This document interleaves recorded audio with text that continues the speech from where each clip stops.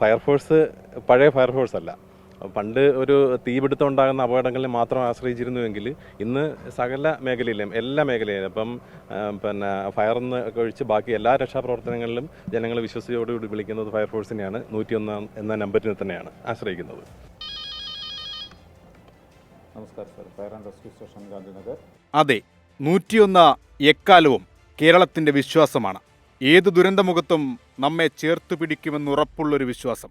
ഉരുൾ രണ്ടായി പിളർത്തിയ മുണ്ടക്കൈ ചൂരൽമല മേഖല, കലിപൂണ്ടൊഴുകുന്ന മലവെള്ളത്തിന് മറുകരയിൽ അന്താളിച്ചു നിൽക്കുന്ന ചൂരൽമലക്കാർക്ക് രണ്ടാം ജന്മത്തിലേക്ക് പിടിവള്ളി നൽകിയ കേരള ഫയർഫോഴ്സിന്റെ റോപ്പ് റെസ്ക്യൂ.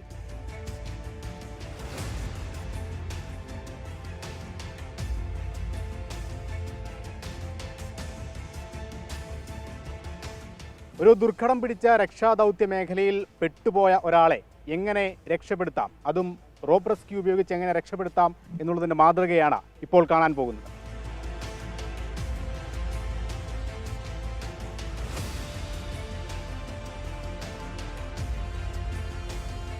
അപ്പോൾ അതിൽ നമ്മൾ ആദ്യമേ ഈ റോപ്പ് ഒന്ന് വലിച്ച് ടൈറ്റ് ചെയ്യുക. ആങ്കർ ചെയ്യുന്നതിനാണ് കുറച്ച് സമയം എടുക്കുന്നത്.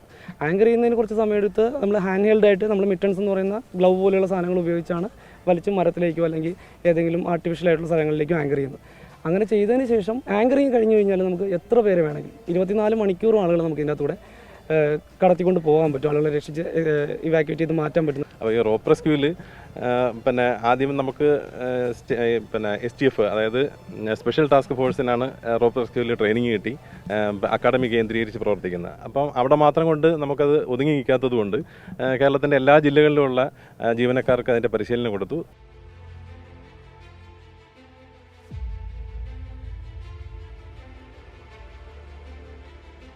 ചൂരൽമലയിലെ ബെയിലി പാലം വരും വരെ കേരള ഫയർഫോഴ്സിന്റെ റോപ്പ് റെസ്ക്യൂ ജീവന്റെ പാലമായി മുണ്ടക്കൈയിൽ നിലകൊണ്ടു. അവിടെ വന്നിട്ട് ഏറ്റവും വലിയ പ്രവർത്തനവും മറ്റുള്ളവർ കാണാതെ പോയ ഒരു പ്രവർത്തനം എന്ന് പറയുന്നത് ഈ സിപ്ലൈൻ്റെ പ്രവർത്തനമായിരുന്നു. റോപ്പ് വഴി ഒരുപാട് പേരെ, അനേകം ആൾക്കാരെയാണ് പരിക്ക് പറ്റിയ, വളരെ ഗൗരവമായ പരിക്ക് പറ്റിയ ആൾക്കാരെയൊക്കെ രക്ഷപ്പെടുത്താൻ കഴിഞ്ഞു.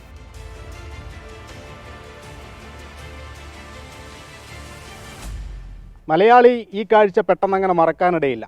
മുണ്ടക്കൈയിലെ ദുരന്തഭൂമിയിലേക്ക് നീണ്ട ഫയർഫോഴ്സിൻ്റെ രക്ഷാകാരങ്ങളിലൊന്ന് ഇത്തരത്തിലായിരുന്നു റോപ്പ് റെസ്ക്യൂ. ആയിരങ്ങളുടെ ജീവനുകളാണ് മുണ്ടക്കൈയിലെ ദുരന്തഭൂമിയിൽ നിന്നും ഈ തരത്തിൽ ഫയർഫോഴ്സ് രക്ഷിച്ചത്. മലയാളികൾക്ക് കേരള ഫയർഫോഴ്സ് എന്നത് വലിയ പ്രതീക്ഷ കൂടിയാകുന്നത് ഇങ്ങനെയൊക്കെയാണ്. കൊച്ചിയിൽ നിന്ന് വിഷ്ണു കച്ചേരിക്കൊപ്പം അശ്വിൻ പാലാഴി, 24.